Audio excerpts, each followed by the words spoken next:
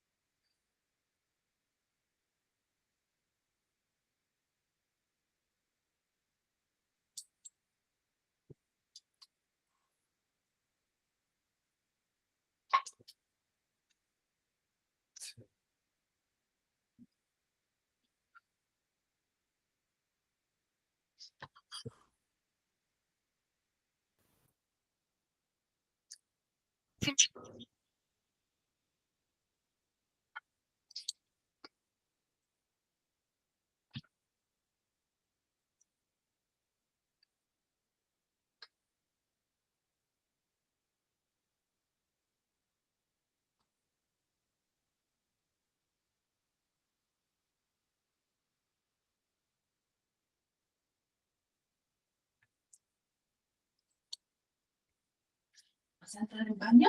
Sí. ¿Ah? Sí. Ya. Buenos días. ¿Cómo les va a todos? Démosle comienzo a esta capacitación el día de hoy. Espero que estén muy bien.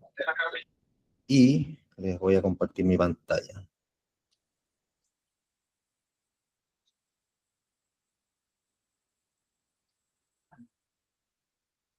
¿Ah?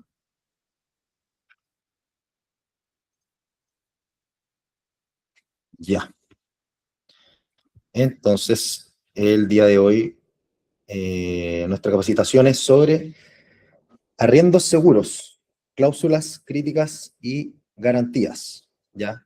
El objetivo, en el fondo, de esta capacitación es poder identificar aquellas cláusulas que sí o sí tienen que ir en todos los contratos de arriendo, idealmente que a ustedes les pueda servir como orientación de qué es lo que deben, a lo importante, a lo medular que deben apuntar estas cláusulas, y así evitar problemas a futuro, que eventualmente yo creo que a todos les ha ocurrido alguna vez que por alguna coma, alguna frase, alguna palabra, en el fondo, un contrato de arrendo se torna más complicado, sobre todo en situaciones donde hay arrendatarios morosos, ¿ya? Y asimismo, aparte de las cláusulas, evaluar también las posibilidades de garantías que existen para proteger estos arriendos, hacerlo un poco más seguro, hacerlo un poco más, digamos, protegerse, tanto ustedes como corredores, de eventuales problemas que pudieran surgir, como evidentemente también el propietario. Así que vamos a darle comienzo. La idea en el fondo es que esto sea bastante práctico, bastante claro, que lo puedan visualizar, y cualquier duda, consulta me la van haciendo en la medida que avancemos con la presentación. ¿Ya? Entonces, en primer lugar, vamos a hablar sobre las cláusulas críticas de los contratos de arriendo, ¿ya?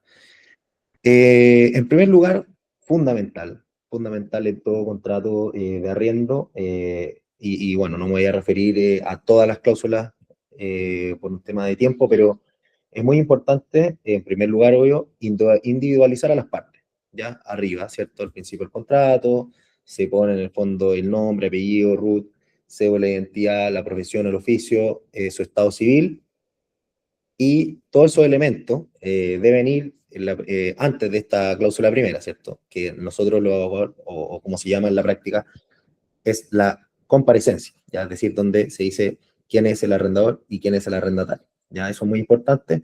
De repente, hay algunas personas que suelen no poner los nombres completos o sea, no los nombres completos, no suelen poner todos estos datos que le acabo de mencionar, como repito, el nombre completo, el RUT, la nacionalidad, la profesión, el oficio, el estado civil y el domicilio. ¿Por qué se ponen todos esos datos? ¿Ya? En todos los contratos, no solamente en contratos de arriendo, sino que en todos los contratos, es porque en el fondo esos son los requisitos que se establecen a nivel de la ley para las escrituras públicas, ¿ya? Las escrituras públicas necesariamente deben contener todos esos datos que les acabo de mencionar, porque así lo establece la ley, y por lo tanto, esa norma se aplica también a los demás contratos, o mejor dicho, los abogados, ¿cierto? La aplican a los demás contratos con el objeto de que todos tengan al menos una misma, digamos, estilo, por decir así, ¿ya? Entonces, pasando a esa cláusula, que es la primera, la comparecencia, ya vamos directamente a la segunda cláusula de un contrato, o la primera, como le llamamos, porque la anterior es la de comparecencia, entonces no cuenta como tal, es la de individualización o singularización del inmueble, ¿ya? Esta cláusula es muy importante porque en el fondo identifica en particular cuál es el inmueble que se va a arrendar, ¿ya? Y de dónde nosotros sacamos estos antecedentes. Bueno, estos se obtienen a partir del dominio vigente, ¿ya? Claro, hay personas o hay gente que le va a decir, no, mira, esta es la dirección de mi casa, la casa no sé cuánto, la número 5, la número 6, ya, perfecto. Pero, como ustedes sabrán, o lo hemos conversado en otras capacitaciones, es importante dar cumplimiento, en el caso que así lo quieran, a los requisitos que establece la ley de Devuelve de mi casa. Y uno de estos requisitos esenciales que están en el artículo 20 de esa ley de arrendamiento de predio urbano es justamente que se le acredita al notario en el fondo el título vigente respecto al cual la persona, el propietario, da en arriendo su propiedad. ¿Cómo se acredita eso? Mediante el dominio vigente. ¿Ya? O sea, con eso le basta al notario para decir, ok, esta propiedad le pertenece a tal persona. El plazo de ese dominio vigente no puede tener una antigüedad mayor a 60 días. ¿Ya? Eso es, digamos, lo que se utiliza en la práctica. No está escrito en ninguna parte, no está en ninguna ley, pero eso es lo que se aplica en la práctica y la verdad es que tanto los notarios como los bancos y otras instituciones son bastante fregados en ese sentido. O sea, no hay variación. ¿Ya? Como máximo 60 días. Entonces, nosotros de dónde obtenemos la dirección, ¿cierto? Del dominio vigente. Idealmente que ustedes pongan la dirección que aparece en el dominio vigente. Por eso acá dice, bueno, tal persona es dueño exclusivo de la unidad correspondiente al sitio K01 de la manzana K con un acceso. Todos esos datos se obtienen de ahí, ¿ya? Como les decía, por lo general otras personas van a decir, no, es que mi casa es la casa 7, no sé qué. Ya, perfecto. Pero en términos legales, lo más estricto sería obtener los datos a partir del dominio vigente. Entonces, eso es lo primero. Y obviamente también, ya que tienen este dominio vigente, anotar los datos de la foja, el número y el año, y el conservador, obviamente, donde se encuentra inscrito el título, ¿ya? Y también no es algo, digamos, sumamente esencial, pero también la mayoría de los contratos lo contienen, que es el rol de avalúo. Ya ese también lo puede encontrar en el dominio vigente, al menos en el conservador conservador de bienes raíces de Santiago.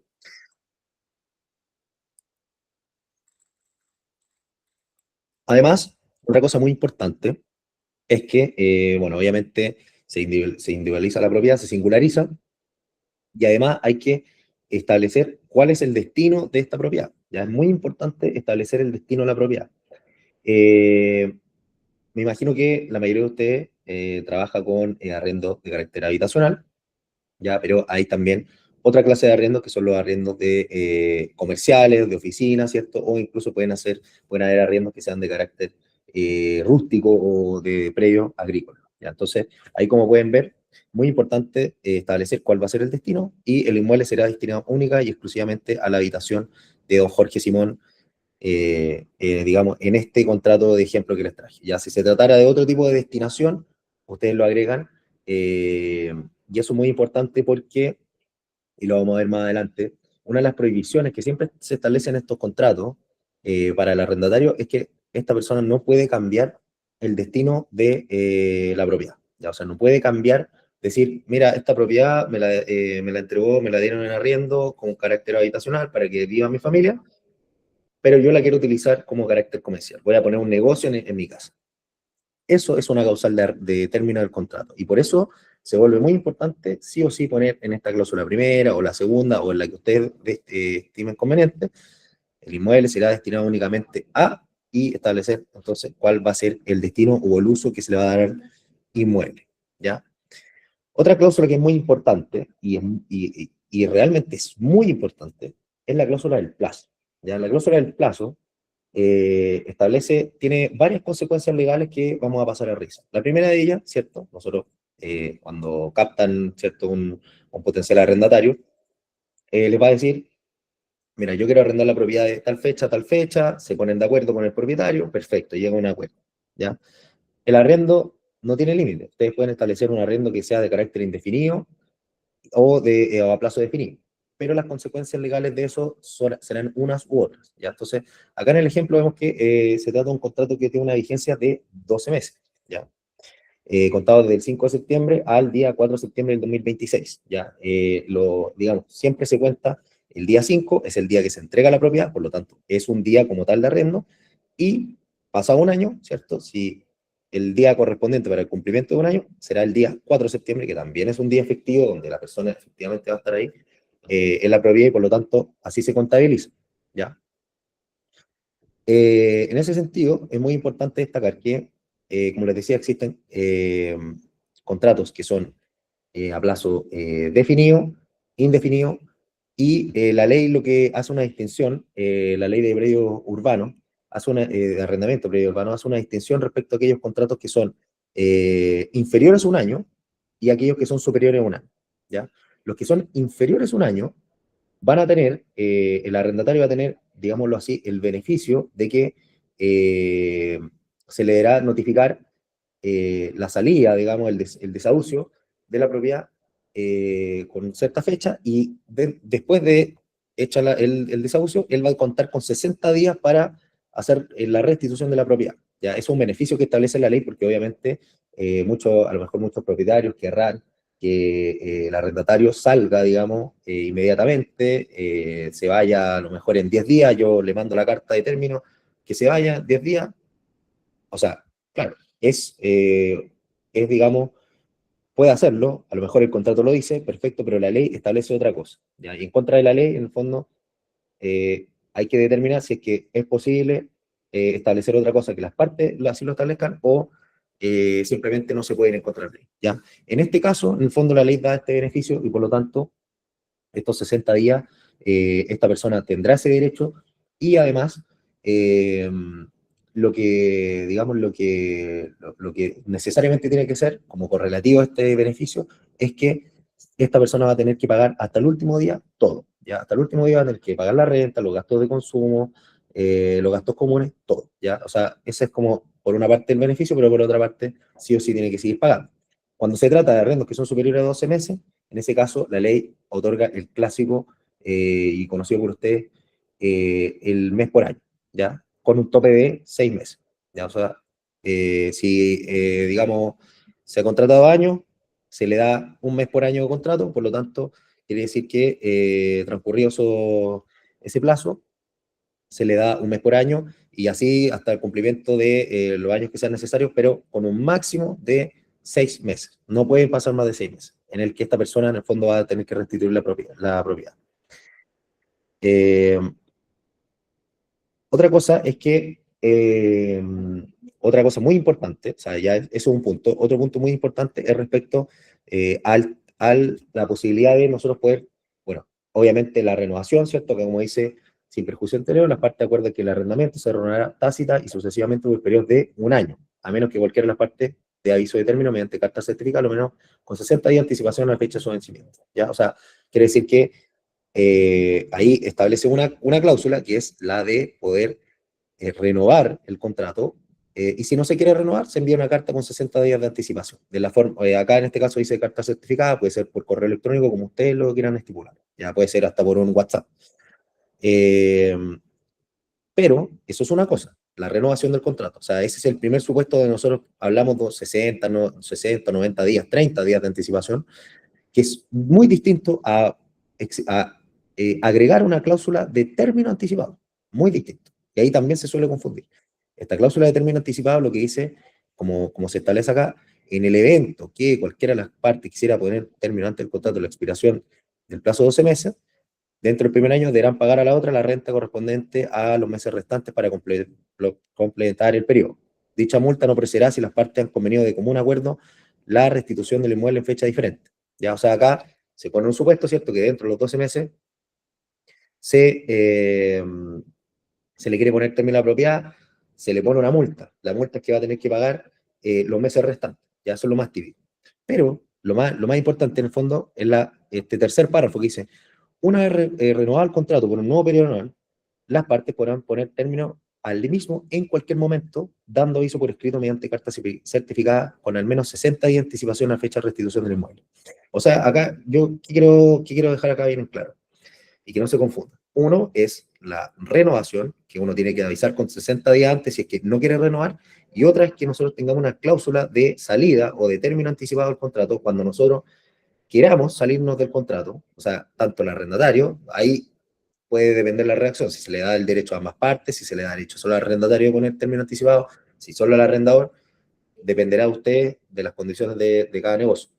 Pero esta cláusula lo que dice habitualmente es que cualquiera de las partes va a poder poner término anticipado dando aviso a la otra con al menos 60 días de anticipación. Por lo tanto, son cláusulas similares, pero son distintas y en eso hay que tener mucho ojo.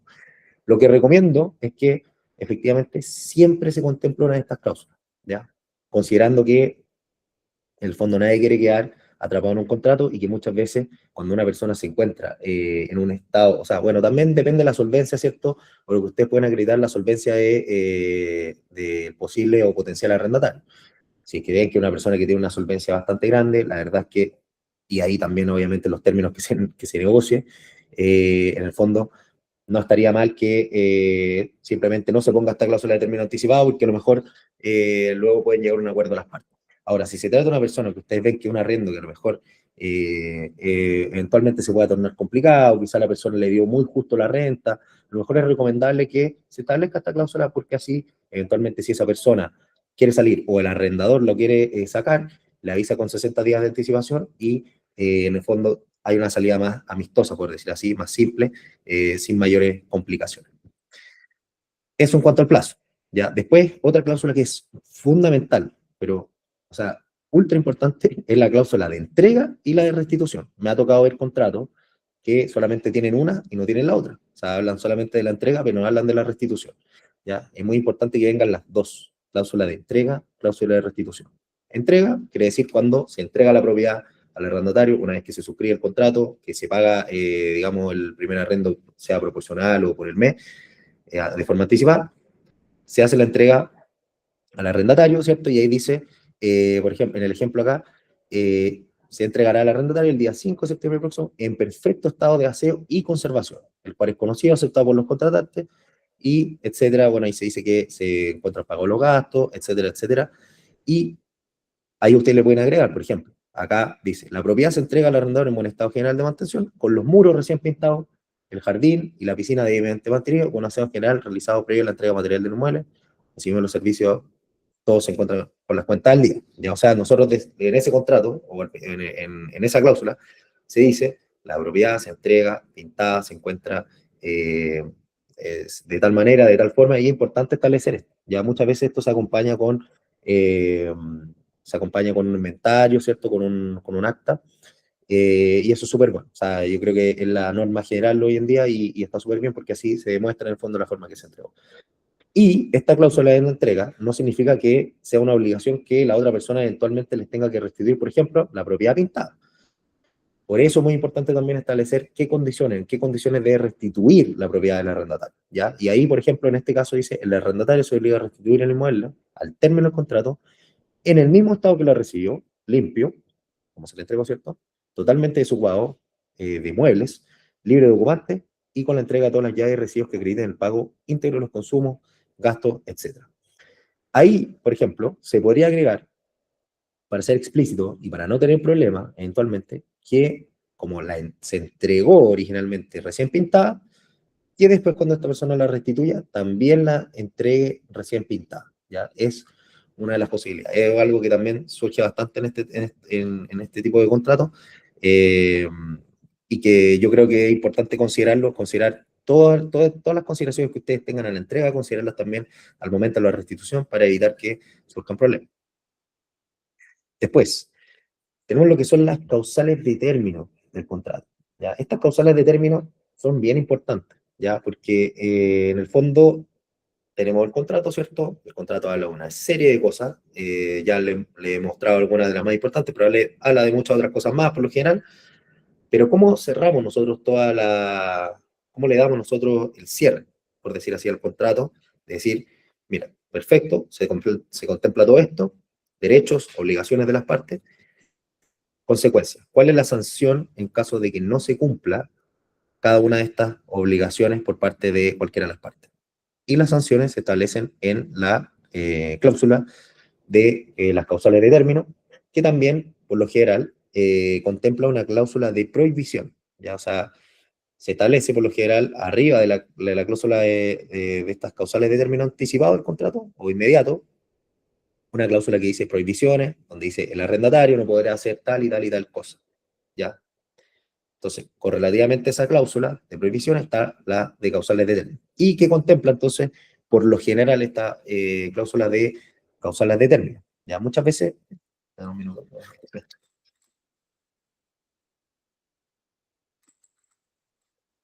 esta cláusula de causales de término contempla muchas veces todas aquellas, o sea, de partida, que la más importante, creo yo, que es en el caso de que no se produzca el pago de la renta, ya de acuerdo a lo estipulado, ¿cierto? O sea, eh, obviamente, si es que, pero más que inmediato, el contrato se debe poner término al contrato si es que no se paga la renta, ya algo que es bastante de perogrullo, por decirlo así, ya, pero sí o sí tiene que ir, o sea, algo que no se puede pasar. ¿Ya? No solamente la renta, sino que los gastos comunes o las cuentas de servicio básicos, ¿ya? O sea, es importante que estén.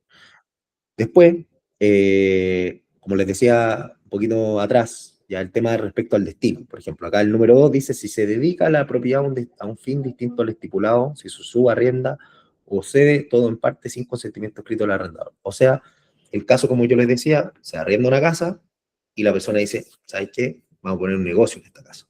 ¿Ya? Justamente lo que está haciendo ahí esa persona es que está destinando la propiedad a algo que no está autorizado, ¿ya? Por el arrendador, explícitamente, al menos por lo que establece el contrato. Por lo tanto, esta persona no lo podría hacer y eventualmente, si es que así lo hace, es una causal definitiva para ponerle término al contrato, ¿ya? Además de todos los problemas que muchas veces generan este tipo de arrendatarios, desde el punto de vista de que la propiedad en el fondo tiene que, si es que quisiese poner un negocio, ellos probablemente no van a pedir los permisos correspondientes para poner un negocio, para darle ese destino, ¿cierto? De carácter, por decir así, comercial a la propiedad. Por lo tanto, van a estar actuando sin permiso, sin autorización de las autoridades competentes, que en este caso sería tanto el Servicio de Impuestos Internos como las municipalidades, que ellos requieren que uno le acredite en el fondo cuál es el título que habilita a esa persona a poner esa propiedad como una propiedad comercial, a darle ese destino. ¿Ya? Por lo tanto, además, se van a ganar un cacho del punto de vista, si es que no, digamos, no le hacen presente esto a su arrendatario, se lo permiten así nomás, que esta persona en el fondo no está habilitada tampoco ante esas autoridades para poder hacerlo. ¿Ya? Después Otro tipo digamos, puntos importantes como causales de términos son no mantener la propiedad arrendada en buen estado de conservación, atrasarse en el pago de los gastos comunes en las cuentas de servicios básicos, no hacer, o mejor dicho, hacer mejoras sin que tenga, o variaciones en la propiedad arrendada sin consentimiento previo al arrendador. Estas mejoras, digamos, no sé, o sea, a una persona se le ocurre poner una cancha de fútbol sin autorización, o qué sé yo, hacer algún tipo de mejora de carácter estructural, probablemente en la autoridad, o incluso de cualquier tipo, va a depender también de cómo se estipula así en el contrato. Hacer una piscina, por ejemplo, podría ser también otro buen ejemplo, sin autorización del arrendador. ¿Ya? Son cosas que son de carácter crítico, son de carácter importante, por lo tanto, el arrendador obviamente necesita dar esa autorización, y también es una causa de término. Y otro tipo de, ya que son, digamos, como más secundarias, podría ser, por ejemplo, los incumplimientos reiterados del reglamento de copropiedad, causar molestia a los vecinos, tener material explosivo, inflamarlo, devolverlo la propiedad arrendada. Estos, como le digo, son como ya de carácter genérico, no son tan, no es que no sean importantes, pero no son tan al callo, como podríamos decir. Y finalmente, infracción a cualquiera de las otras prohibiciones establecidas en el presente contrato. ¿Ya? Como yo les decía, ¿cierto? Esta cláusula, o este número 8, ¿cierto? Es clave, ¿ya? En el sentido de que no solamente cierra la misma cláusula de contrato de arriendo, sino que además lo que hace es que viene a cerrar el contrato completo, ¿ya? Lo que se dice en el mundo legal como el bolsillo de payaso, o sea, que abarca todo, o sea, todas las otras cosas que no están establecidas en esta cláusula van a ir abarcadas, ¿cierto? Dentro de esta misma cláusula, gracias al número 8, ¿ya? Y por lo tanto, en el número 8 caben demás prohibiciones establecidas en el contrato, como por ejemplo, yo les decía recién también, hay otra cláusula que generalmente se pone en los contratos, que es la de prohibiciones, y las prohibiciones dicen, por ejemplo, se prohíbe a la persona, bla, bla, bla, esto, lo otro. También está el caso de el tema de las mascotas, ¿ya? Que justamente es un tema bastante controvertido, ya la tenencia de mascotas dentro de la propiedad. La nueva ley de copropiedad inmobiliaria lo que establece es que, en el fondo, no se puede limitar la tenencia de la mascota por parte a los copropietarios, ¿ya? No se puede limitar eso. Lo que se puede hacer, en el fondo, es que se pueden establecer los lugares de paso, o lugares de la copropiedad destinados específicamente para que pasen por ahí, pueden hacer toda clase de inventos, pero en definitiva no pueden prohibir la tenencia, los reglamentos de copropiedad por lo menos, de animales dentro de las propiedades, ya mascotas, digamos. Ahora, eso no obsta que el arrendador sí lo limite, y lo limite en el contrato. Entonces, efectivamente, no se pierde la potestad que tiene el arrendador en, digamos, en la libertad de poder celebrar estos contratos, de establecer ahí, mira, o sea, yo no quiero que en el fondo en mi propiedad ingresen mascotas, por lo tanto, se establece así en el contrato, y la verdad es que no hay ningún problema con eso y tampoco se está yendo en contra de la ley. Entonces, eso, por ejemplo, es una prohibición que podría ir perfectamente acá como causal de término, o en otra cláusula donde destinada, digamos, específicamente a eso, a decir, no quiero que ingresen mascotas, o al revés, autorizando el ingreso de mascotas a la propiedad, la tenencia de mascotas por parte del arrendatario de la propiedad, con las condiciones que allí se quisieran establecer. ¿Ya? Eso. Ahora, otro punto importante, ya que respecto a, como les decía, estas cláusulas críticas, es, bueno, en general ya vimos un poco lo que las más importantes, las más importantes que son realmente críticas, ¿cierto? Obviamente hay otras cláusulas que también lo son, pero que en el fondo no suscitan tanta duda, como por ejemplo sería la cláusula de la renta del arrendamiento, ¿cierto? De cuánto va a ser la renta, cada cuánto se va a pagar, ¿cierto? Si es con o no con reajuste, lo más normal, obviamente, es que se paga dentro de los primeros 5 días del mes, pero se puede establecer que se pague en los plazos que se quieran, en el fondo, o sea, si quisieran cada 2 meses, pueden hacerlo así, si quisieran una vez al año, o que una persona le pague las 12 rentas de una, también se puede. Eso, la verdad es que no hay tanto problema. También si es que la forma de la transferencia, si quieren que lo haga por transferencia, si quieren que lo haga por cheque, de todas las formas que se le ocurra. ¿Ya? Lo mismo respecto a la renta en sí, o sea, si quieren que la renta se pague, eh, si quieren que la renta se pague digamos, en peso, si quieren que se pague en UF, si quieren que esta se reajuste, si es que está pactada en pesos, se reajuste, al cabo de 6, 12, etcétera, meses, también se puede, o sea, creo que ahí en ese sentido no hay mayores problemáticas. No sé si hay algún otro elemento, creo que no se me escapa ningún otro elemento, digamos, que yo considero al menos bastante importante, porque después vamos a hablar respecto a las garantías y vamos a hablar respecto al codeudor, ¿cierto? Entonces eso lo vamos a ver más adelante. Pero eso al menos me parece a mí que son, lo que le mencioné son elementos que son sumamente importantes por las consecuencias legales que tienen una vez que se firma, ¿ya? O sea, tienen consecuencias legales que de repente son desconocidas o que no se conocen. Ahora, muy importante considerar, en el caso de que, por ejemplo, nosotros firmamos, sea el propietario o sea el arrendatario, que se trata de una sociedad, ¿ya? O actúe con un mandato, ¿ya? Ambas posibilidades pueden ocurrir. Es muy importante tener en cuenta a lo que nosotros llamamos entonces personería. Ya como yo les decía, puede ser una sociedad, puede ser que actúe con mandato, pero siempre en esos casos se debe agregar una cláusula al final del contrato, y ese es el estilo, en el fondo, lo que se estila en la práctica, que va al final del contrato. Y dice, la tengo un poquito más adelante,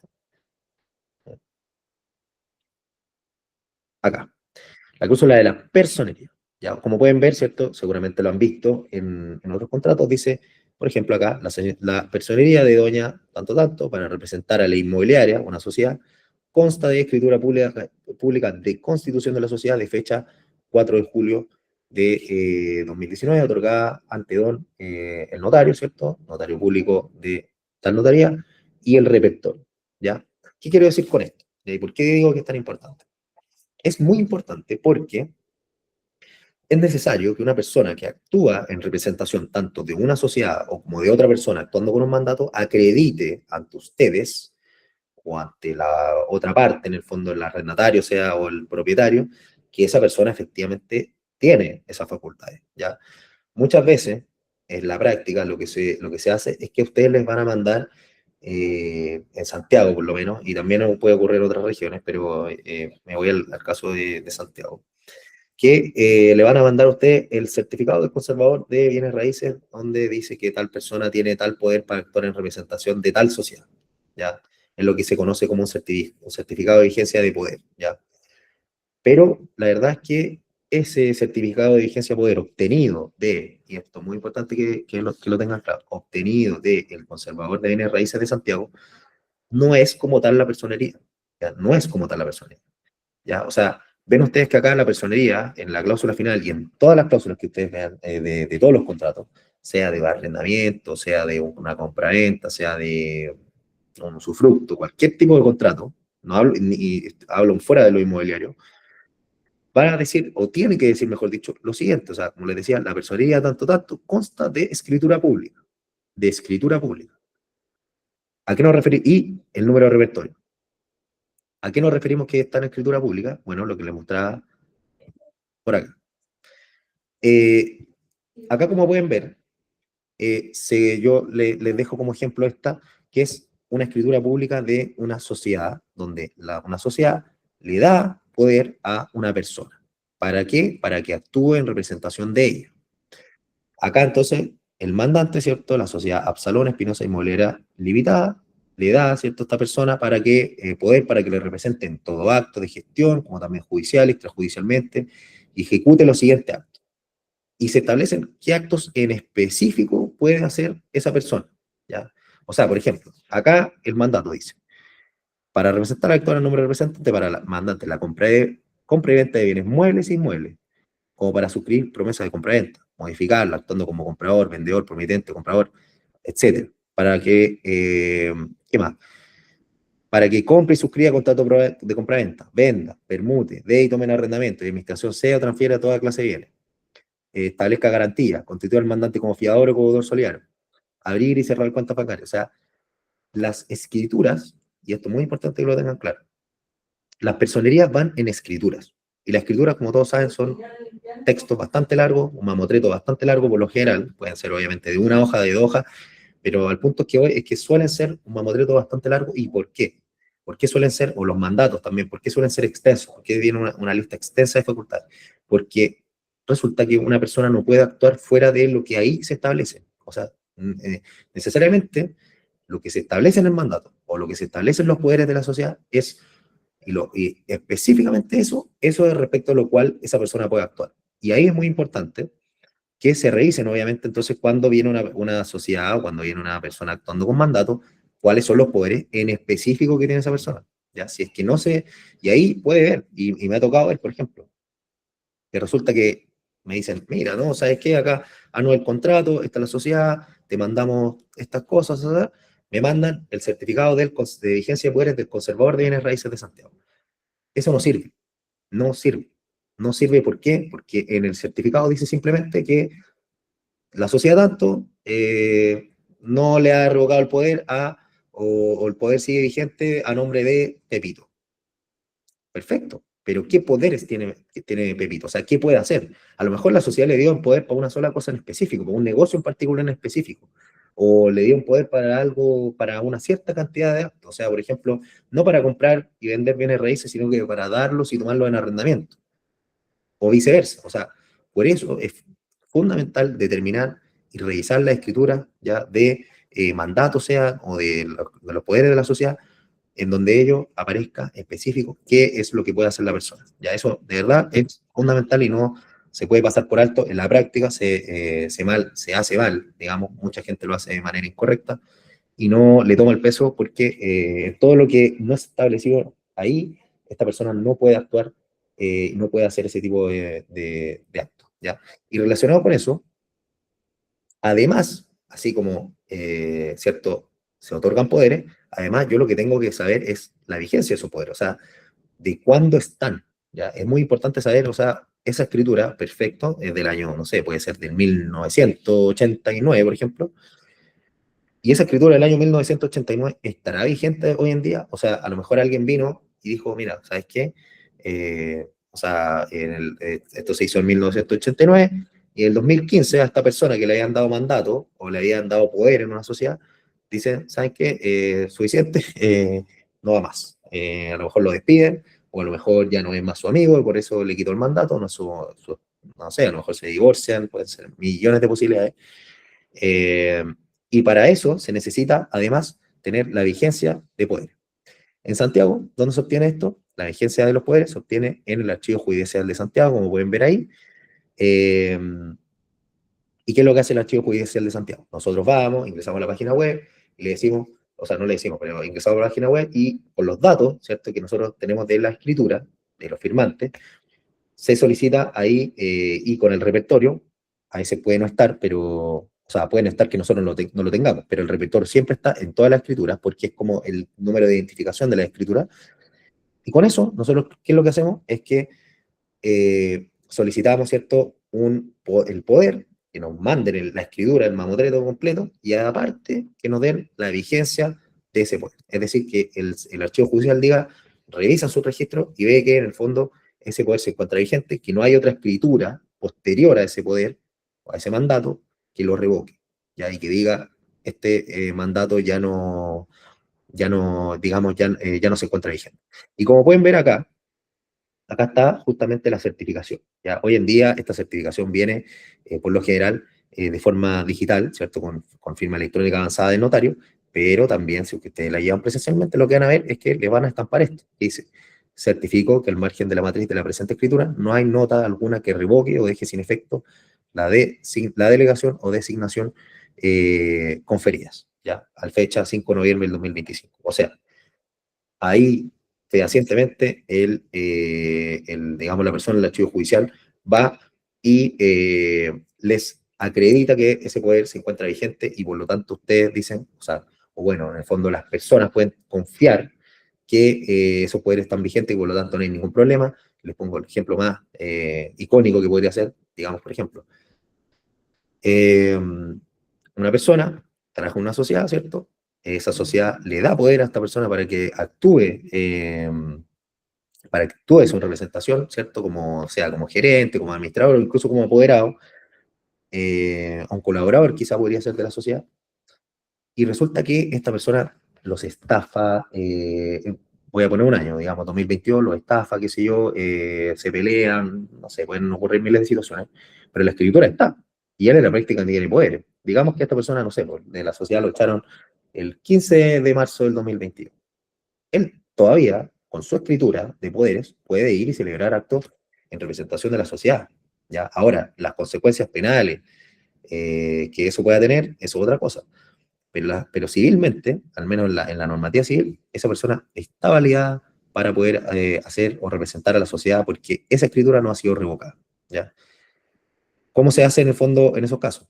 El dueño de la propiedad de la sociedad lo que tendría que ir a hacer, o el mandante, qué sé yo, lo que tendría que hacer es otra escritura donde diga que en el fondo se revoca el poder a tanto, tanto, y se inscribe al margen de la matriz de la presente escritura.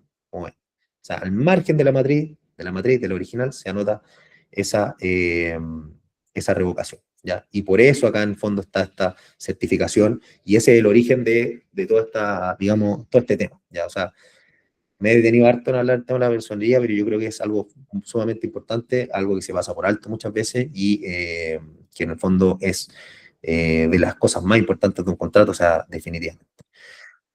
Y como alternativa, ¿cierto? Ya va a ir terminando con el tema de la personería. La alternativa está en que, bueno, esto que yo les mostraba es respecto a sociedades que, por ejemplo, esta sociedad o este, digamos, este mandato, fueron hechos por escritura pública, ¿cierto? Pero me voy al caso específico de las sociedades. Hoy en día existen dos regímenes, podríamos llamarlo así, para constituir sociedades. Uno que es el tradicional, ¿cierto? Que uno va, hace la escritura de constitución de la sociedad por escritura pública, se inscribe en el conservador, etcétera.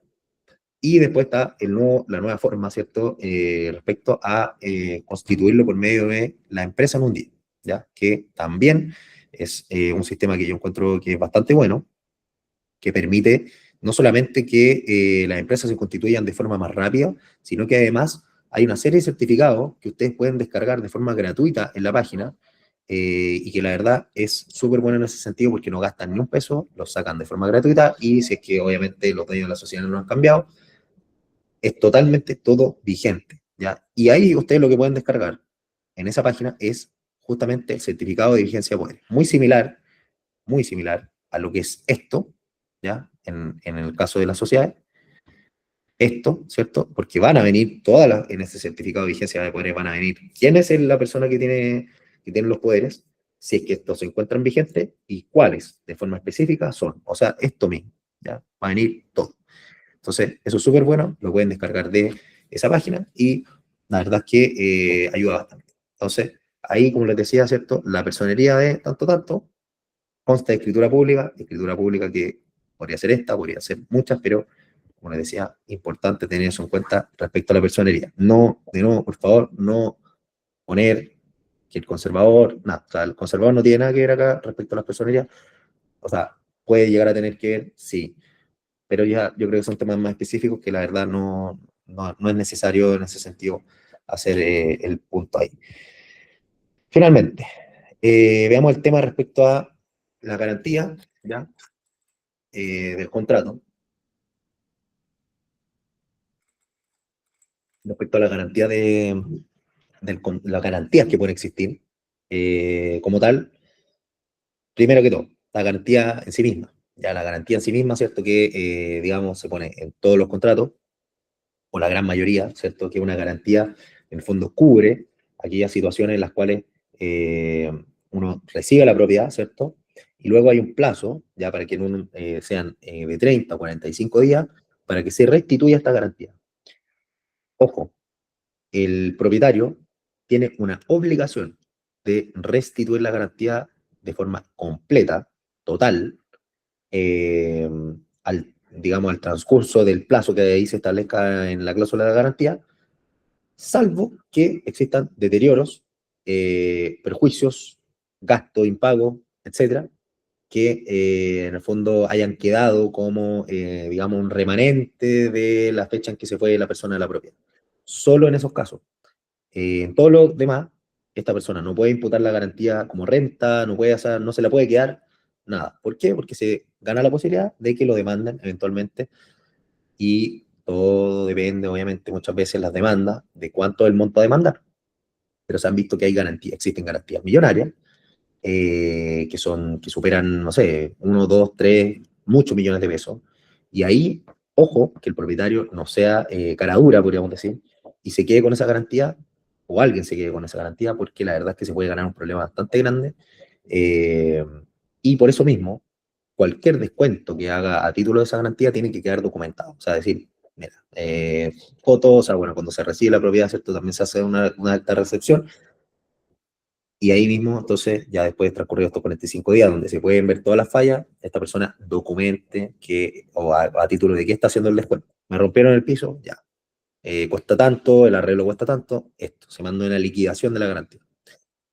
Finalmente, entonces, eso respecto a la garantía. Ya, esto va en todos los contratos, por lo tanto, yo creo que no merece mayor detalle. Después, el tema de el codeudor, ¿ya? El tema, o sea, acá tenemos la competencia, digamos, de los distintos tipos de garantías que van más allá, como les decía, la garantía la otra, sino que la garantía de cómo yo puedo reforzar esto metiendo otras personas u otros documentos u otras cosas dentro del contrato para objeto de que sea mucho mejor si es que o en los casos en que se incumpla con el pago de la renta. ¿Ya? Entonces, primera de ellas, la garantía del codeudor, conocida por todos, me imagino, codeudor, ¿ya? Hay otras denominaciones, aval, fiador, ¿ya? Pero el codeudor es, por lejos, la mejor garantía, codeudor solidario, ¿ya? ¿Qué quiere decir? Que es una persona sea codeudora solidariamente. Quiere decir que esta persona, como codeudor, se puede demandar por el total de lo que se adeude, directamente, ¿ya? O sea, además de demandar a usted al arrendador, o sea, al arrendatario, perdón, se puede demandar al codeudor y esta persona, el codeudor, debe responder por todo, ¿ya? Existen otras formas de cobrar, o otro tipo de codeudores, que podría ser un codeudor, digamos, que no es solidario, al cual siendo codeudor se le cobra por su parte nomás, o sea, por su cuota dentro de la deuda, qué sé yo. Ya, no, el codeudor solidario no va y le cobra todo. O sea, es como que yo diga, mira, en este contrato tú estás, como codeudor solidario, estás poniendo todo tu patrimonio, todo, absolutamente, todo lo que tú tengas como patrimonio, lo estás poniendo para asegurar que el arrendatario va a cumplir con su obligación. O sea, en el fondo es casi que le entregas todo como garantía para asegurar. Por eso el codeudor solidario es por lejos la mejor garantía, ¿ya? Del punto de vista de una persona externa, un tercero que ingresa al contrato. Por lejos la mejor. ¿Por qué? Porque ataca, si nosotros queremos demandar, ataca todo su patrimonio. Por eso es muy importante revisar los informes que existen, ¿cierto? Equifax y otros informes que pueden aparecer, donde aparecen cuáles son el patrimonio de esa persona. Si tiene 1, 2, 10 vehículos, 10 propiedades, etcétera, cuál es su avalúo, todo. O sea, con eso nosotros nos podemos asegurar muy bien y ahí es muy importante que existen, por decir así, dos corrientes. Una, que en el contrato, y esto es muy importante, obviamente, igual que el arrendatario, el arrendador, ¿cierto? Al principio del contrato nosotros ponemos, digamos, su nombre y todos los detalles que yo les puse al final, también lo mismo con el codeudor. O sea, el codeudor hay que poner nombre root y fundamentalmente el domicilio de esta persona y el domicilio real, o sea, donde viva esta persona realmente. Porque si nosotros queremos demandar, nosotros vamos a demandar y va a llegar la notificación a ese domicilio. Por lo tanto, también ahí buscar la forma de asegurarnos de que saber el domicilio real del codeudor, porque si no lo tenemos, el juicio se va a tornar muy complejo en encontrar su domicilio. Otra alternativa que existe al codeudor, cuando muchas personas no tienen codeudor, es respecto a los cheques, ¿ya? Se dejan cheques por 12 meses, por ejemplo, en el caso que la persona no pague la renta dentro de los primeros 5 días del mes, ¿ya? Es decir, la obligación esencial es que la persona vaya y pague la renta dentro de los primeros 5 días del mes. Si es que no se pagan, a usted, obviamente al inicio del contrato le van a pasar 12 cheques sin fecha, con los cuales usted solamente los van a poder tocar una vez que esta persona no pague la renta. Y van al banco y lo cobran. ¿Es una buena alternativa? Es una buena alternativa, ¿ya? Ahora, el peligro, como todos saben, obviamente, los cheques, el tema de el no pago, ¿cierto? Que no haya fondos, todo ese tipo de posibilidades, pero en principio es una buena alternativa porque la verdad, una persona que está dando un cheque se está comprometiendo también su patrimonio y está comprometiendo también que en el caso de no pago está cometiendo un delito y por lo tanto eso puede ser perseguido en la instancia judicial en materia penal. ¿Ya? O sea, también es un problema. Y la otra alternativa, que al menos una buena alternativa también, y que acá no confundir también, es respecto a la complementación de la renta. Que ustedes dirán, ¿por qué una garantía? Porque cuando uno complementa renta, y hay personas que lo hacen en un contrato, creo que esto ya lo hablaba en otra oportunidad, eh, el caso, ¿cierto?, de que una pareja se va a ir a vivir a la propiedad, ¿cierto? Y como todos saben, el criterio de mercado, es decir, que haya un arrendatario, un codeudor, ¿cierto?, que supere el triple de la renta, etcétera. Ok. Esos son los criterios de mercado, son lo que se aplica en la mayoría de los contratos, pero no, eso no quita que uno, como forma alternativa, diga, o sea, ¿para qué yo voy a poner o sea, esta pareja, este matrimonio que se va a ir a vivir a mi casa, ¿para qué yo voy a poner al esposo como arrendatario y resulta que a la mujer la pongo como codeudora, siendo que los dos van a vivir en la propiedad? Eso está mal, ¿ya? O sea, está mal desde el punto de vista legal, o sea, no tiene un sentido desde el punto de vista legal, como también está mal desde el punto de vista de las ventajas que uno obtiene, o la ventaja que uno obtiene de ponerlo a los dos como arrendatarios, ¿ya? ¿Por qué? Porque, y ahí en el fondo, como les digo, la recomendación es, si es que van a ser una pareja, si es que van a vivir dos personas, no se le ocurra poner a esas personas, uno de ellos como codeudor, porque no tiene sentido, porque en el fondo, de partida, ambas personas que viven en la propiedad, uno va y los demanda y demanda a los dos, ¿ya? O sea, similar a lo del codeudor, ¿cierto? Va y demanda a los dos, y demanda su patrimonio, el patrimonio de ambos, ya todo lo que estas personas tengan, lo demanda. Además, la ley, y acá está el beneficio, yo creo que la mejor garantía que establece respecto a los demás, desde el punto de vista judicial, porque uno puede hablarlo desde el punto de vista contractual, desde el punto de vista judicial, pero finalmente el judicial es el que yo creo que debe primar, porque obviamente es en el minuto en que se crucen las disputas, en el minuto en que, o sea, cuando ya está todo mal, nosotros vamos a tribunales. Por lo tanto, si es que nosotros queremos protegernos para justamente tener un buen seguro cuando uno vaya al tribunal, es justamente ponerlos los dos como arrendatarios. ¿Por qué? Porque además la ley establece un beneficio o en el fondo una presunción de derecho, como le llamamos nosotros, que los arrendatarios se van a tener por notificado de pleno derecho en el domicilio en que ellos hayan arrendado conforme al contrato de arrendamiento que se haya presentado en el momento de la demanda. Por lo tanto, el receptor lo que va a hacer es que va a ir a notificar, y estén o no estén esas personas, ese domicilio va a ser el domicilio que se va a tener en consideración para efectos de presentar la notificación de la demanda, y con eso nosotros damos puntapié inicial al juicio. Sin notificación no hay juicio, y como la ley establece este beneficio, en el fondo nos saltamos el problema de decir, chuta, y esta persona, puta, es que resulta que se fue de acá, no, o sea, directamente nosotros vamos, notificamos ahí, nos olvidamos los problemas, y como son dos personas, en el fondo hay dos patrimonios en los cuales nosotros podemos obtener eventualmente el cobro. Mucha gente, la gente se asusta, y finalmente a veces el juicio termina antes de que uno vaya a proceder con embargo de bienes u otro tipo de cosas. Por lo tanto, la verdad es que una muy buena. Felipe, Eso es, por cuanto les puedo comentar respecto a la presentación. Cuéntame, Jessica. sí, hola Felipe. Mira, con respecto a eso mismo, yo no tengo claro lo siguiente. Ujú, Cuando tú identificas a las partes, ¿no es cierto?, la comparecencia, ujú. la dirección que tú colocas del arrendatario, ¿cuál es? ¿Es la dirección laboral? ¿Es la dirección donde vive en ese momento? ¿O la dirección donde va a vivir, que es el inmueble que tú le vas a arrendar? Mira, ahí no hay nada zanjado, ya, o sea, no hay, digamos, como una determinación. Yo creo que es más a gusto de cada abogado, yo creo. Eh, y yo creo, y la idea, o sea, esto le he dado vuelta hartas veces, porque, claro, o sea, uno dice, ¿a dónde, cuál de estas direcciones? La laboral, esa no la elegiría, esa descartada. Lo que yo haría es, esperemos un segundo, lo que yo haría es poner directamente la dirección anterior, ¿ya? ¿Por qué? Porque muchas veces puede ocurrir que nosotros cuando vamos a presentar una demanda, a veces puede ocurrir la situación de que esa persona, no sé, podría ir a la casa de los padres, tendría algún tipo de vínculo con ese domicilio en el que estaba antes. Puede ser, es una alternativa.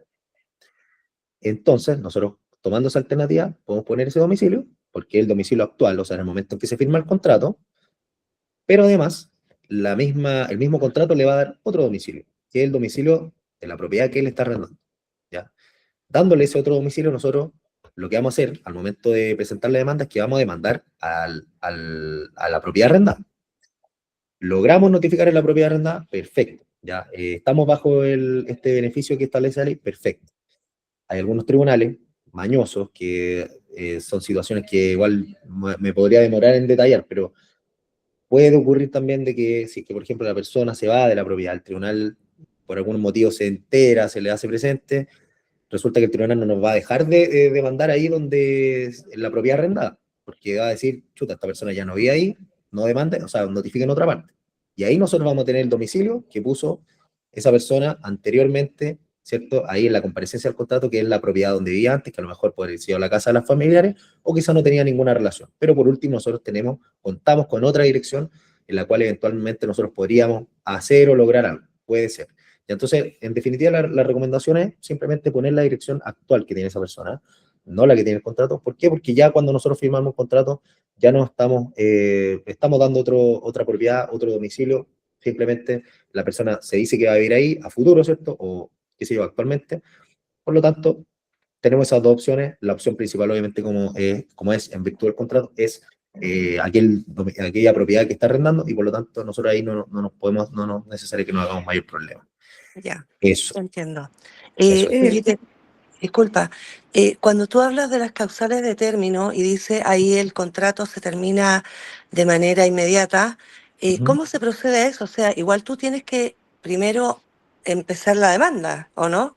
Porque Claro. o sea, Mira, ¿cómo se procede cuando se da término inmediato al contrato?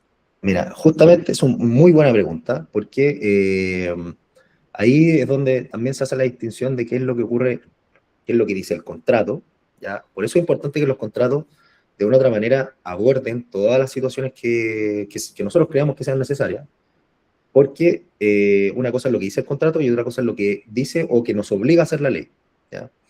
El contrato lo que puede hacer, y que por lo general así está establecido en los contratos, es que basta con que simplemente se notifique, ya, o uno vaya y le notifique en el fondo a la otra persona por mediante una carta de término del contrato, por tal y tal motivo, que se terminó el contrato. Y ahí en el fondo lo que la persona puede hacer es, tiene dos opciones. Actúa de acuerdo a la carta de término.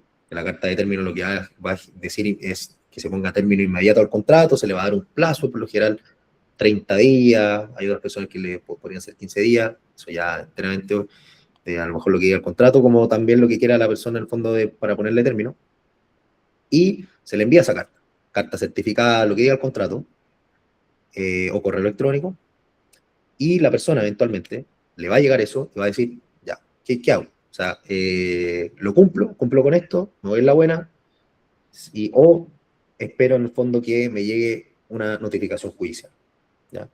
Esas son las dos formas para ponerle término al contrato. Así, reducidamente. ¿Por qué? Porque en el fondo, finalmente, esta persona tiene en sus manos la posibilidad de decir, voy y cumplo voluntariamente, o que me saquen por las malas.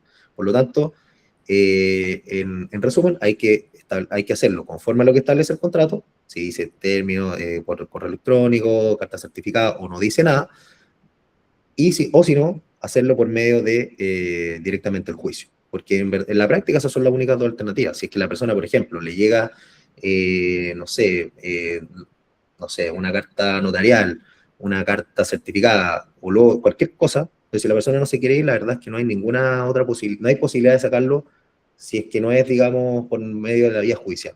Ya. Entonces, y la vía judicial en el fondo contempla finalmente presentar la demanda, bueno, y todo el tema de contratar abogados. Por eso en el fondo, y como en el fondo lo he recomendado también otras veces, es que siempre se trate de llegar a un acuerdo, porque la verdad es que los juicios, por una parte, por lo general no suelen ser tan fructíferos, se demoran, etc. Y de repente, no sé, o sea, uno va, le manda una carta y dice quiero que te vaya en 30 días, pero a lo mejor ya la persona sabe que cumplió, a lo mejor empieza a decir explicaciones. Bueno, mira, ¿sabes qué? Llega a un acuerdo, sale en 60 días, dejemos esto por un contrato por escrito, págame de esta tal y tal manera, y si no paga, bueno, se procede con la demanda, pero ahí esa demanda, dependiendo si se hace a través de una transacción judicial, o sea, una transacción por escritura pública, tiene otros beneficios, un juicio un poquito más rápido, tiene sus ventajas. Entonces, por eso yo considero que en esos casos, sabiendo que en el fondo el arrendatario lamentablemente tiene el sartén por el mango, es decir, cumplo o que me demandan, de repente llegar a un acuerdo no es no es una mala opción. Eso, Gracias.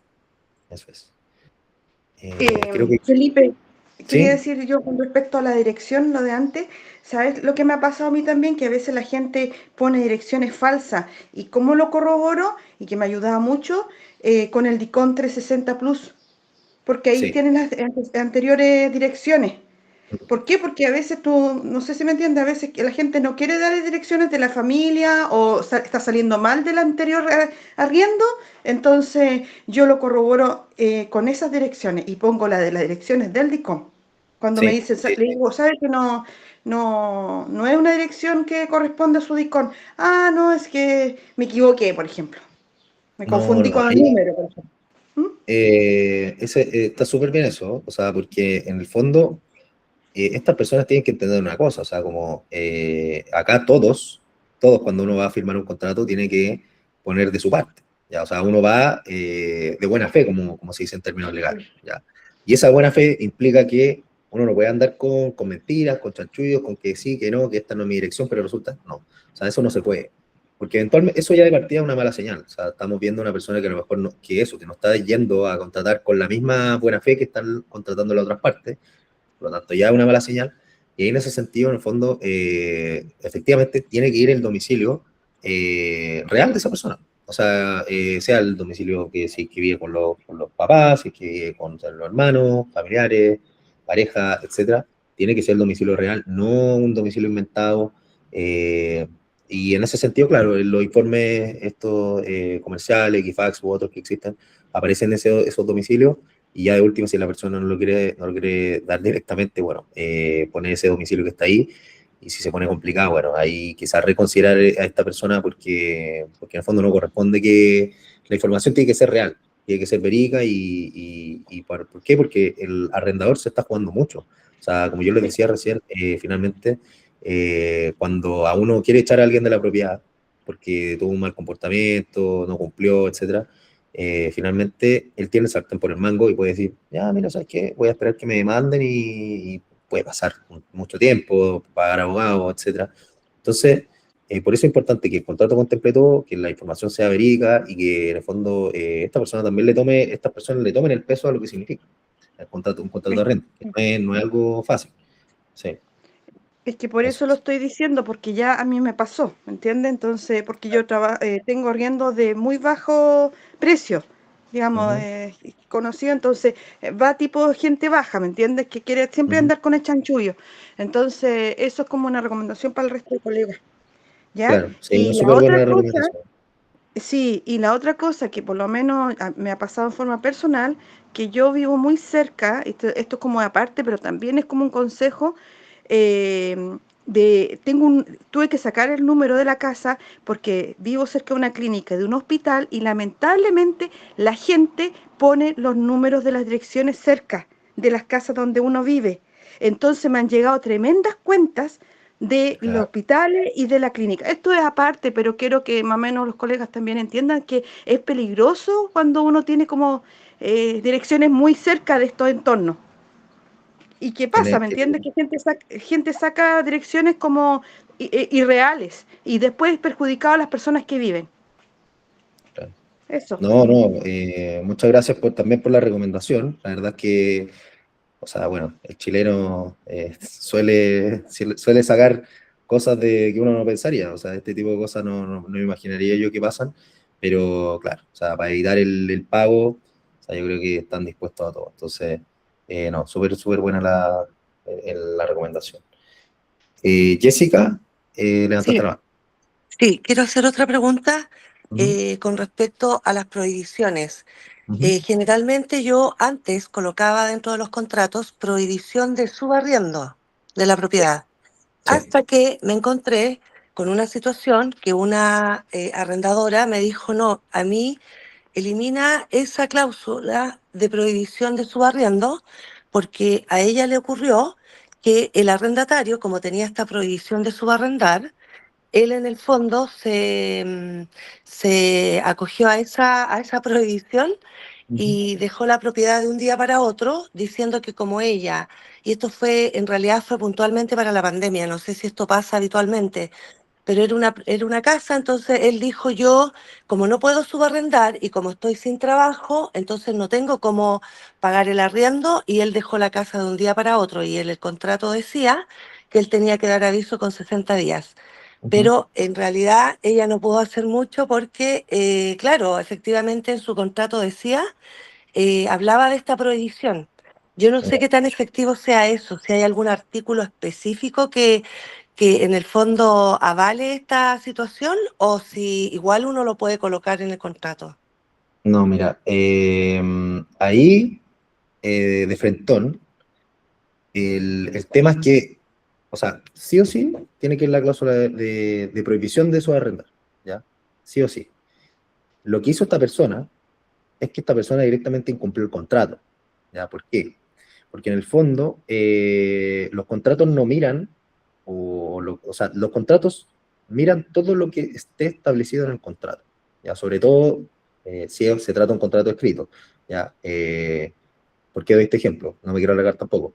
Si usted compra un dulce en un negocio, usted lo que está celebrando es una compraventa. Compraventa de carácter totalmente válida a los ojos de la ley. No está por escrito, pero es una compraventa. Como lo contempla el Código Civil, es una compraventa. Un arriendo puede hacer lo mismo. Usted puede poner en arriendo una propiedad sin que eso quede por escrito y es un arriendo válido para todos los efectos legales y se acoge obviamente a la normativa que establece el Código Civil. ¿Ya? Ahora, por eso es muy importante también que los contratos contemplen con lujo de detalles todo lo que uno quiera, porque lo que ahí se dice es lo que manda. Y por lo tanto, en ese sentido, esta persona lo que hizo fue que simplemente incumplió el contrato y claro, a lo mejor no tenía fondos suficientes para pagar la renta, quizás a lo mejor pues, en pandemia ocurrieron muchas situaciones lamentables, todas obviamente, pero en definitiva, lo que él estaba haciendo, él no puede alegar, digamos, que no, es que yo no tengo plata, no tengo esto, no puedo subarrendar.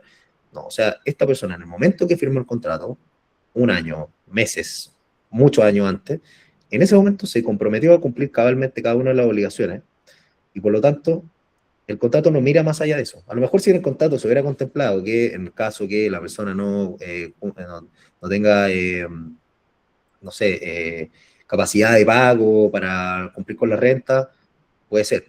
Es una posibilidad, uno puede en el fondo escriturar lo que quiera. Pero esta persona directamente lo que está haciendo, me imagino acá, o sea, obviamente el contrato no contemplaba eso, era incumplir con su obligación y nosotros, más fuera de lo que está el contrato, fuera de su situación particular, no nos incumbe como propietario o arrendatario en su caso, no nos incumbe y por lo tanto, ahí en ese sentido, la recomendación, como volviendo al tema, es mantener esa cláusula de subarrendo, porque, o sea, si es que esta persona quiere subarrendar, necesita de autorización, y si es que no tiene para pagar, bueno, en ese sentido no hay nada que hacer, cumpla con el contrato, busque la forma de pagar, y bueno, si es que el propietario tiene, a lo mejor, o quiere en el fondo darle alguna salida, pueden llegar a una salida, pueden hacer o darle una prórroga, puede decir, mira, sabes que págame en 2, 3 meses más, pero págame todo, págame un proporcional, se puede. Pero Ya. todo eso tiene que constar por escrito. Esta persona Entonces finalmente lo que hizo sí se fue, le coloca esa prohibición. sí, Ya. se pone esta prohibición, sí. A menos que efectivamente el propietario esté de acuerdo En subarrendar, en que él claro, subarriende, por ejemplo, el estacionamiento si no tiene auto, por claro, decir. claro, Si me ha justamente, pasado, claro. sí. Y de Pero que hecho, quede como estipulado.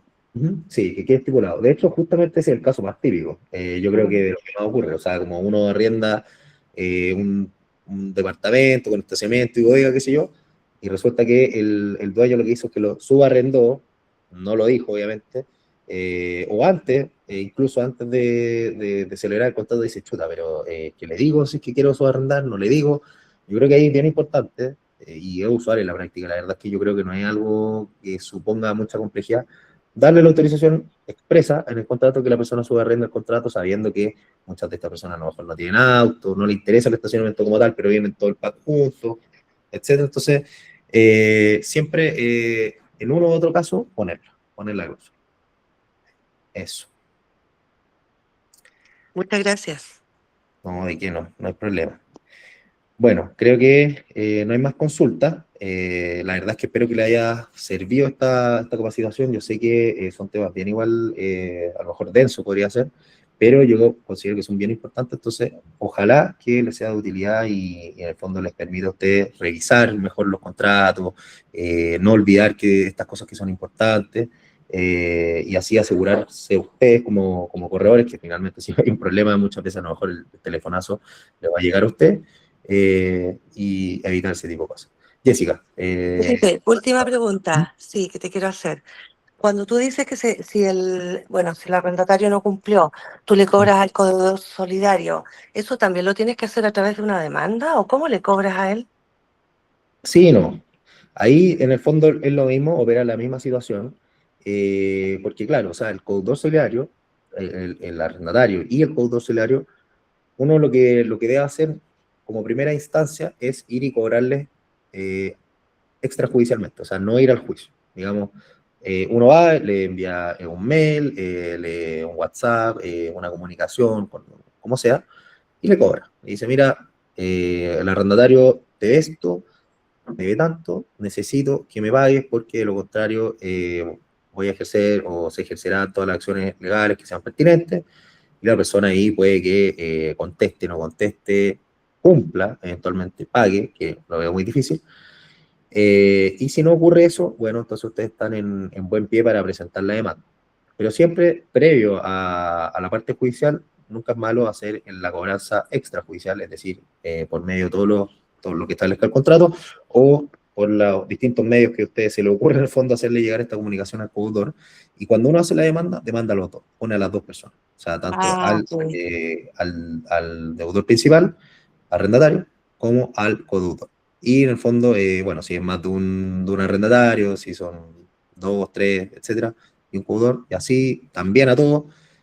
¿Por qué? Porque finalmente la sentencia lo que hace es que sus efectos son solamente respecto a aquellas personas que fueron notificadas y demandadas en un juicio. Por lo tanto, si es que uno va y solamente se le ocurre demandar a uno y después no demanda al otro, etcétera, o sea, la sentencia solamente cumple efectos respecto a quién se demanda. Ya, o sea, por eso es muy importante también en esa parte, por eso ya en la parte de los abogados, entonces ahí eso lo verán ellos, pero eso, ya, o sea, se demanda todo y también uno cobra a todo antes del juicio simplemente dirigiéndose a ellos con algún tipo de mensaje, mail, todo tipo de comunicación. Ya, Felipe, ahora sí. Muchas No, gracias. no te preocupes, no te preocupes. Felipe, con Eso, respecto a ese último, dime. tuve un caso del codeudor, tenía una empresa de constructora y tenía solamente yo la dirección de la empresa. ¿Se puede? ¿Solamente la dirección de la empresa, no la dirección de la casa? Súper complicado ese tema, ¿ya? ¿Por qué? Parece menor, pero no es menor. ¿Ya? Otra vez desde el punto de vista judicial, si lo queremos ver. Lo que pasa es que cuando uno va, lo que tiene que hacer es que uno va a demandar, tiene que poner que demanda a la sociedad, ¿cierto? Y al representante legal. O sea, no es que uno demanda al representante legal, pero uno tiene que poner en la demanda la sociedad representada legalmente por tal persona. Por eso, vuelvo al tema de las personerías, que hablé harto de eso. Por eso uno tiene que tener la personería, porque tiene que saber en el fondo el nombre de la persona y que tiene todas esas facultades que aparecen. Y además, también tiene que tener el domicilio de la sociedad. Por lo general, los contratos, ya cuando firma una sociedad, se pone, no sé, pues la sociedad Frutas del Caribe S.p.A., representada legalmente por Diego Tatata. Ambos domiciliados para estos efectos en ta, ta, ta, ta.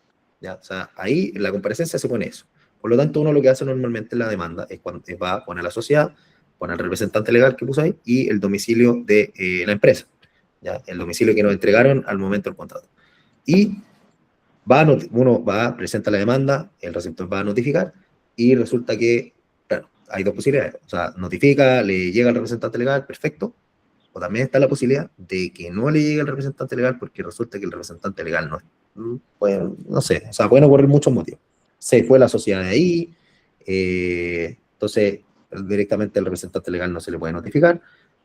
Y ahí ocurren varias situaciones en las cuales uno tiene que buscar el domicilio del representante legal. Buscar es buscar a esta persona, finalmente. O sea, nosotros sabemos que la sociedad funciona en tal parte ahora, nos abandonaron la propiedad. Ahora resulta que la sociedad funciona en tal parte. Pero nosotros finalmente lo que tenemos que buscar es el domicilio del representante legal. Entonces ahí de repente se vuelve un tema, ¿ya? Entonces, en primera instancia, como a modo de resumen, yo considero, y esto no es, no sé, no es que no sea la opinión general del abogado, pero mi punto de vista es que cuando uno va a hacer el contrato, ponga no solamente el domicilio de la sociedad, sino que también el domicilio de esta persona, el representante legal. En vez de poner la típica cláusula, ambos para estos efectos domiciliados en, que se pone normalmente cuando contrata una sociedad, poner, en vez de eso, el domicilio de cada uno, ¿ya? Si esta persona, la sociedad es de Providencia y esta persona, no sé, pues de Talagante, bueno, se ponen los dos domicilios, da lo mismo, y no hay ningún problema. Por lo tanto, después cuando nosotros vayamos a demandar, si es que no lo encontramos el domicilio de la sociedad que se encuentra en Providencia, bueno, por este cambio, nosotros vamos y notificamos en Talagante para ver si es que se encuentra ahí, a lo mejor sí, a lo mejor no, pero esa es otra de las posibilidades. Eso. Uy, te pasaste porque tenía esa duda y Ya. realmente voy a tener que poner esas dos direcciones porque Sí, no está nada de me mal. pasó, después se llegó a acuerdo, pero era el típico hijito de papá, ¿me entiendes? O sea, el papá era el constructor, digamos, la empresa constructora y el cabro fue un hueco, digamos. Entonces, después el codeudor, el papá se hizo el loco, ¿me entiendes? No contestó nunca los WhatsApp, lo que dijiste tú, todo lo que hice, y en un momento iba a ir a la dirección del trabajo, pero al final se llegó a un acuerdo y se fue el joven, digamos, el joven, el hijito papá, digamos. Entonces, por eso te digo que me soltó esa duda de que realmente se tienen que poner las dos direcciones. Sí, yo encuentro que nunca está de más, o sea, uno no pierde nada. Finalmente uno va, en principio, demanda el lugar donde de la sociedad y después, si es que no se encuentra, que puede pasar, me pasó alguna vez, que uno va y busca va al domicilio del representante y así, hasta encontrarlo. Si ya no lo encuentra, hay que buscar otras alternativas judiciales, todas, sí, eso sí. Sí. Ya. Muchas gracias, Felipe. Te pasaste. No hay de qué. Sí, Lo muchas último, gracias, Felipe. Lo No, último, no se preocupe. uno tiene que pedir un DICOM de empresa cuando uno hace la como empresa, codeudor, Sí, o arrenda justamente. Sí, un DICOM de sí, sí. Sí, empresa, ¿no es cierto? No de sí, de persona. empresa. Sí, de hecho ahí, es importante que no solamente uno pida ahí, esto yo creo que voy a ser bien como práctico, por decir así, pero uno tiene que imaginar, bueno, cuando uno habla de persona jurídica, persona natural, para efectos legales, realmente son personas, o sea, son personas distintas, ¿ya? O sea, la ley a la persona jurídica, sociedades, le da todos los atributos de una persona. Le da un domicilio, le da una dirección, o sea, bueno, un domicilio, le da, bueno, una serie de cosas que son de carácter que uno diría, lo tiene una persona natural, o sea, uno, pero también lo tiene una persona jurídica. Por eso es muy importante que uno separe también la idea de que de repente, me ha pasado, que de repente uno dice, ya, pero es que me mandan el DICOM del dueño de la sociedad, me mandan las liquidaciones de sueldo del dueño, una serie de cosas del dueño, pero la que va a firmar es la sociedad. Pero resulta que al ser personas distintas, quiere decir que además, al ser personas distintas, cada una tiene su patrimonio distinto. Por lo tanto, el patrimonio del dueño, que tiene, no sé, 200 casas y gana mucha plata, eso es una cosa, y el patrimonio de la sociedad, que no gana nada, o le va mal, o le va más o menos, que no tiene ninguna propiedad, etcétera, es otra cosa, son patrimonios distintos. Por lo tanto, ahí lo que nosotros lo que ustedes tienen que pedir es el DICOM de la sociedad, la carpeta tributaria de la sociedad, donde aparecen todos los antecedentes financieros, el balance y todos los antecedentes de la sociedad, ¿ya? Entonces, ahí mucho ojo con separar en el fondo esas dos personas que hay y no tener confusiones, porque no sirve, y eso hay que hacerse entender al dueño, que el dueño, o sea, si usted me manda sus papeles, firme usted, pero que no firme su sociedad, o viceversa. Eso. Ya, muchas gracias. No hay de qué, no se preocupen. Ya. Entonces, bueno, espero que, como les decía, les haya servido. La idea en el fondo es siempre poder presentarle algo que les pueda servir en este proceso, en el fondo, o en estos procesos, digamos, de arriendo. y también que a veces también sirven para otro tipo de operaciones, compra-venta u otro tipo de contratos. Así que, bueno, nos estamos viendo en una próxima oportunidad, yo creo, ya el próximo año, y ojalá que tengan unas felices fiestas y un lindo año nuevo. Les voy a dejar de compartir. Muchas gracias, Carolina, a todos, y nos estamos viendo el próximo año. Muchas gracias. Chao, chao, que estén bien. Gracias, chao. Chao, gracias. Chao, chao.